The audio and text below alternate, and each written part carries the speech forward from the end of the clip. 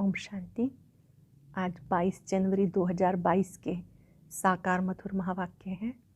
आज की मधुर मुरली में बाबा ने हम सबको याद दिलाया कि आप गॉडली स्टूडेंट हो, दाता के बच्चे हो।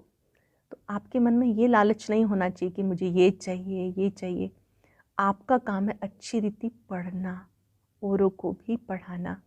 जो बच्चे देवाभिमान में रहते हैं वो सारा दिन इस लालच में रहते हैं कि मुझे ये चाहिए।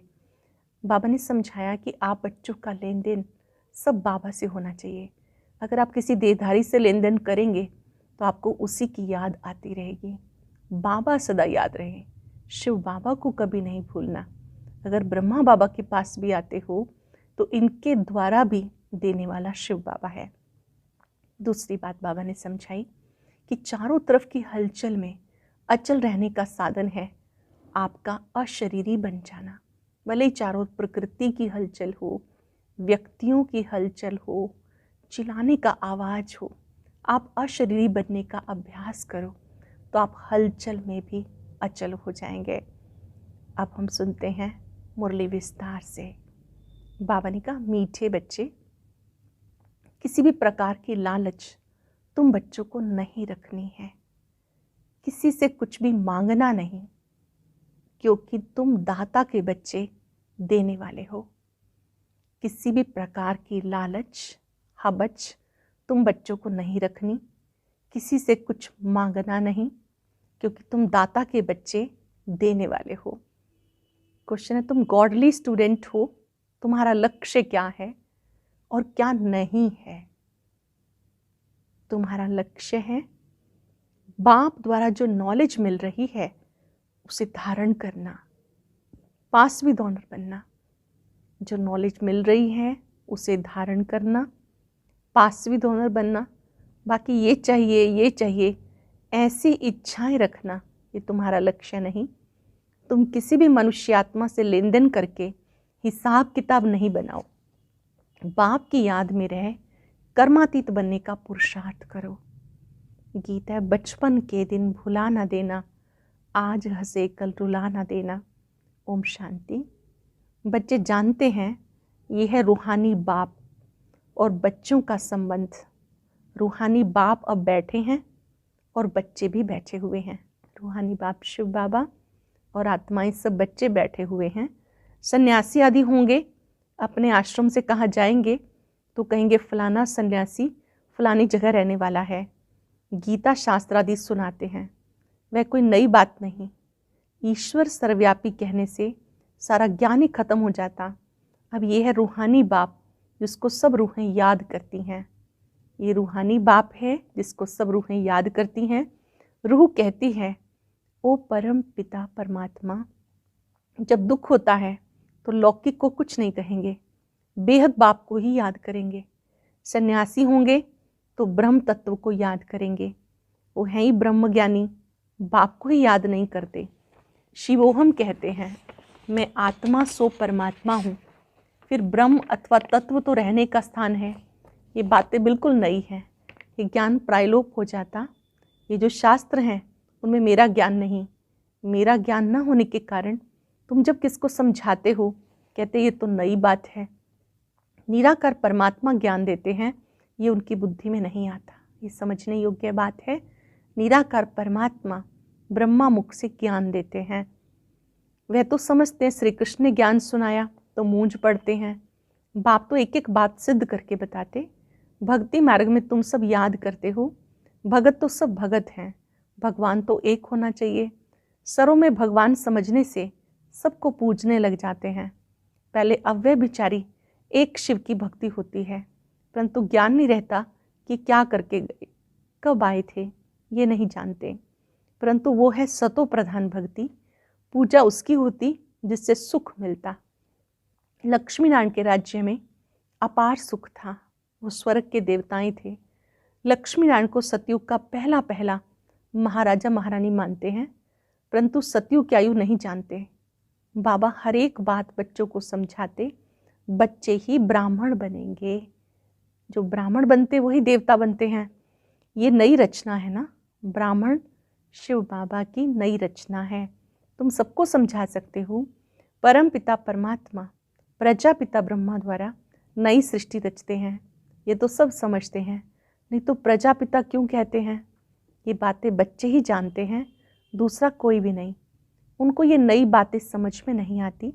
जब सुनते सुनते पक्के हो जाते हैं तब समझते हैं हम कितना घोर अंधियारे में थे। न भगवान को जानते थे, न देवताओं को जानते थे। जो पास्ट हो जाते उनकी भक्ति की जाती। फिर पूछो, परम पिता परमात्मा जिसकी तुम जयंती मनाते हो, उसके साथ तुम्हारा क्या संबंध है? वो क्या करके गए? कुछ भी बता नहीं सकेंगे। श्री कृष्ण के लिए सिर्फ कहते मक्खन चुराया, ये किया, ज्ञान दिया। कितना घोटाला है। दाता तो एक ईश्वर ही है। श्री कृष्ण के लिए तो दाता नहीं कहेंगे, वो तो मूंझे हुए हैं। ये सब नूंद है। बाबा कितना अच्छी रीति समझाते। नटशल में थोड़ी बातें भी मनुष्यों की बुद्धि में नहीं बैठती। अगर एक एक के 84 जन्म का वृत्तांत बैठ निकाले तो पता नहीं कितना हो जाए। बाबा कहते हैं इन बातों को छोड़ो, माम एकम याद करो। इन बातों को छोड़ो, केवल एक मुझे याद करो। थोड़ा विस्तार से कभी समझाया जाता ताकि मनुष्यों का संशय मिट जाए। बाकी बात तो थोड़ी ही है। थोड़ी सी बात कौन सी है? मुझे याद करो। जैसे मंत्र देते हैं ईश्वर को याद करो, परंतु ऐसा नहीं कहेंगे कि ईश्वर को याद करने से तुम्हारे विक्रम विनाश होंगे और ईश्वर के पास जाएंगे। ये तो बाप ही समझाते। गंगा स्नान से विक्रम विनाश नहीं होंगे। इस समय हर एक पर विकर्मों का बोझा बहुत भारी है। सुकर्म थोड़े होते हैं, बाकी विकर्म तो जन्म जन्मांतर के बहुत हैं। कितना ज्ञान योग में रहते हैं तो भी इतने विकर्म हैं जो छूटते ही नहीं। जब कर्मातीत बन जाएंगे फिर तुम्हें नया जन्म नई दुनिया में मिलेगा। अगर कुछ विकर्म रहे हुए होंगे तो पुरानी दुनिया में ही दूसरा जन्म लेना पड़ेगा। ज्ञान तो बच्चों को बहुत अच्छा मिल रहा है। बाबा कहते और कुछ नहीं समझते हो तो बाप को याद करो, इससे भी सेकंड में स्वर्ग की बादशाही मिल जाएगी। बाप को याद करो, एक सेकंड में स्वर्ग की बादशाही मिल जाएगी। एक कहानी भी है खुदा दोस्त की। एक रोज़ के लिए बादशाही देते थे। अब तुम जानते हो बाबा ही त्वमेव मातश्च पिता बंधु सब कुछ है, तो खुदा दोस्त भी हुआ ना। अल्लाह अवल दीन खुदा दोस्त, ये बातें इस समय की हैं। अब बाबा तुम्हें एक सेकंड में स्वर्ग की बादशाही देते हैं। निश्चय हुआ तो एक सेकंड में स्वर्ग की बादशाही मिल जाती। बच्चियां जब ध्यान में जाती थी तो वहाँ प्रिंस प्रिंसेस बन जाती थी। वहाँ के सब समाचार आके सुनाती थी। तुम बाप को जानते हो, सब कहते हैं हेवनली गॉड फादर जरूर नई दुनिया स्वर्ग ही रचेंगे। भारत ही गोल्डन एज था, उस समय और कोई धर्म नहीं था। क्रिश्चियन भी कहते क्राइस्ट से 3000 वर्ष पहले भारत स्वर्ग था जहाँ लक्ष्मी नारायण राज्य करते थे। इसलिए पूछते इनको ये वर्षा कहाँ से मिला, भारतवासियों का इनसे क्या संबंध है? स्वर्ग के मालिक पहले ये थे, अब तो नरक है, ये कहाँ गए? जन्म मरण को तो मानते हैं ना। आत्मा जन्म पुनर्जन्म में आती है तभी 84 जन्म लेंगे, नहीं तो कैसे लेंगे? दुनिया में अनेक मतें हैं, कोई पुनर्जन्म को मानते हैं और कोई नहीं मानते हैं। पूछना चाहिए परम पिता परमात्मा से आपका क्या संबंध है? ये ब्रह्मा विष्णु शंकर कौन है, कहाँ के रहने वाले हैं? तुम कहेंगे सूक्ष्म वतन के, और तो कोई बता ना सके। तुम्हारे लिए कितना सहज है। माताओं को तो कोई नौकरी आदि का फुरना नहीं, घर में रहने वाली हैं। कोई धंधा धोरी का हंगामा नहीं, बाप से वर्षा लेना है। पुरुषों को तो फुरना है, तुमको तो बाबा कहते तुम अपना मर्तबा लो, विश्व के मालिक बनो। साहूकारों को तो कितनी चिंता रहती। दुनिया में रिश्वतखोरी भी बहुत है, तुम्हें रिश्वत लेने की कोई दरकार नहीं, वह तो व्यापारियों का काम है, तुम इनसे छूटे हुए हो। फिर भी माया ऐसी है जो चोटी से पकड़ लेती है, इसलिए कुछ ना कुछ हबच लोभ लालच रहती है, तो जिज्ञासुओं से मांगते हैं। बाबा कहते बच्चे किसी से भी मांगो मत, तुम दाता के बच्चे हो ना, तुम्हें देना है ना कि मांगना है। तुम्हें जो कुछ चाहिए शिव बाबा से मिल सकता है, और कोई से लेंगे तो उनकी याद रहेगी। हर एक चीज़ शिव बाबा से लेंगे तो तुम्हें शिव बाबा घड़ी घड़ी याद पड़ेगा। जो भी यज्ञ निवासी हैं उन्हें यज्ञ से सब कुछ मिलता है। बुद्धि में रहे कि बाबा ने हमें दिया, बाबा की याद बनी रहेगी। बाबा ने कहा, शिव बाबा कहते हैं तुम्हारे लेन देन का हिसाब मेरे साथ है। ये ब्रह्मा तो बीच में दलाल है, देने वाला मैं हूँ। मेरे से तुम कनेक्शन रखो थ्रू ब्रह्मा। कोई भी चीज़ औरों से लेंगे तो तुम्हें उनकी याद आएगी और तुम व्यभिचारी बन जाएंगे। शिव बाबा के भंडारे से तुम चीज़ लो, किसी से भी मांगो मत, नहीं तो देने वाले को नुकसान पड़ता है, क्योंकि उसने शिव बाबा की भंडारी में नहीं दिया। देना चाहिए शिव बाबा की भंडारी में। जो भी देना है हमें ये समझ के देना है कि हमने बाबा के यज्ञ में सफल किया। शिव बाबा को देना चाहिए, ना कि किसी व्यक्ति विशेष को। मनुष्यों से लेन देन का कनेक्शन बहुत समय रखा, अब तुम्हारा कनेक्शन डायरेक्ट शिव बाबा से है। लेकिन बाबा जानते बच्चों में लोभ का भूत है। कई बच्चे कहते हमने शिव बाबा को देखा नहीं। अरे तुम अपने को देखते हो? तुम्हें अपनी आत्मा का साक्षात्कार हुआ है जो कहते हमें शिव बाबा का साक्षात्कार हो? तुम जानते हो हमारी आत्मा भ्रिकुटी के बीच में रहती है, शिव बाबा भी भ्रिकुटी के बीच में होगा। जानते हो आत्मा एक शरीर छोड़ दूसरा लेती है, किस समय आत्मा का साक्षात्कार भी हो सकता है।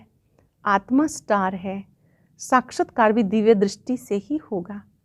अच्छा, श्री कृष्ण की तुम भक्ति करो, साक्षात्कार हो सकता है, फिर फ़ायदा क्या? परमात्मा का भी साक्षात्कार हुआ, फ़ायदा क्या? फिर भी तुम्हें तो पढ़ना है। मात्र साक्षात्कार से कल्याण नहीं होगा, पढ़ाई जरूर पढ़नी है। भक्ति में साक्षात्कार होते, उनका कितना गायन करते, परंतु मिलता कुछ भी नहीं।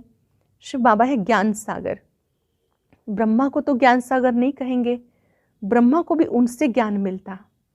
आजकल शिवलिंग सबके आगे रख देते, समझते कुछ भी नहीं, पूजा करते हैं, परंतु कोई की भी बायोग्राफी बता ना सके, इन ज्ञान रत्नों को समझ ना सके। रतन लेते लेते कईयों को माया बंदर बना लेती है, रतन लेते लेते कईयों को माया बंदर बना देती। कहते हमें रतन नहीं चाहिए। बाबा समझाते फिर शिवालय में तो आएंगे, परंतु प्रजापद पुरुषार्थ करके ऊंच पद पाना चाहिए। बाबा कहते मैं बैकुंठ की बादशाही देने आया हूँ, तुम पुरुषार्थ कर आप समान बनाओ। पुजारियों से भी पूछ सकते हो कि ये कौन है। कहते हैं आए थे आग लेने, मालिक बन के बैठ गए। कोई पुजारियों की भी बुद्धि में अच्छी रीति बैठ जाता। हम भी पुजारी थे, अब पूज्य बने हैं। ये लक्ष्मी नारायण पूज्य किस पुरुषार्थ से बने हैं, तुम समझा सकते हो। श्री लक्ष्मी नारायण ये किस पुरुषार्थ से ऐसे बने, ये बात समझा सकते हो। बाबा कहते जहाँ मेरे भगत हैं उन्हें समझाओ। भगत होंगे शिव बाबा के मंदिर में, लक्ष्मी नारायण के मंदिर में, जगदम्बा के मंदिर में, वहाँ जाओ। पुजारियों को समझाओ, वो फिर औरों को समझाएं।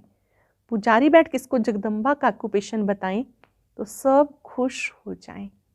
उनको कहना चाहिए तुम इन सब बातों को समझो। तुम किसको बैठ इन देवताओं की जीवन कहानी बताएंगे तो तुम्हें बहुत पैसे मिलेंगे। ये भी समझा वही सकता है जो देही अभिमानी है। ये बातें वही समझा सकते हैं जो देही अभिमानी है।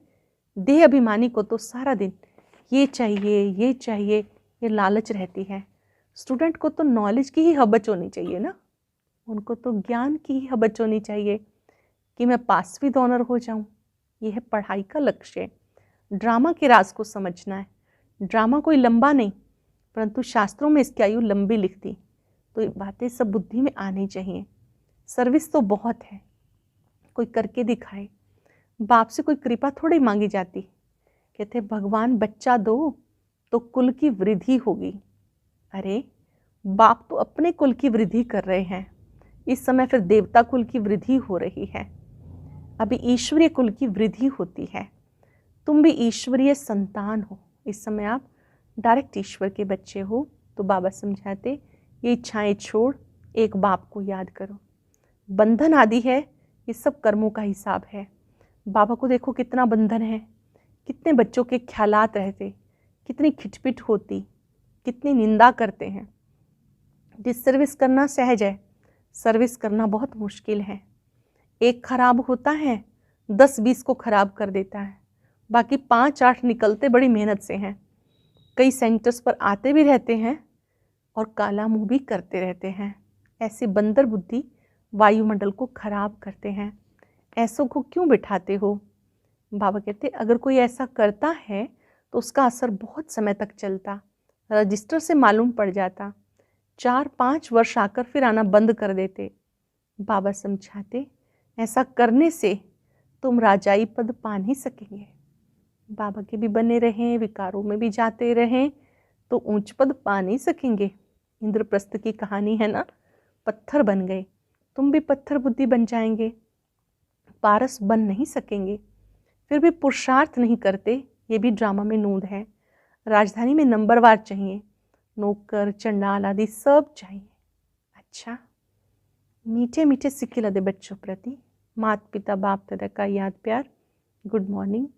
रूहानी बाप की रूहानी बच्चों को नमस्ते, रूहानी बच्चों की रूहानी बाप दादा को नमस्ते, गुड मॉर्निंग।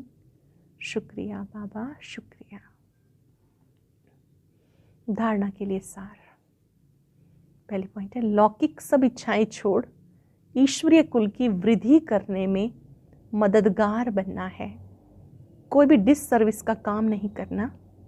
लेन देन का कनेक्शन एक बाबा से रखना है, किसी भी देहधारी से नहीं। जो भी लेन देन का कनेक्शन है बाबा से करना है, किसी देहधारी से नहीं।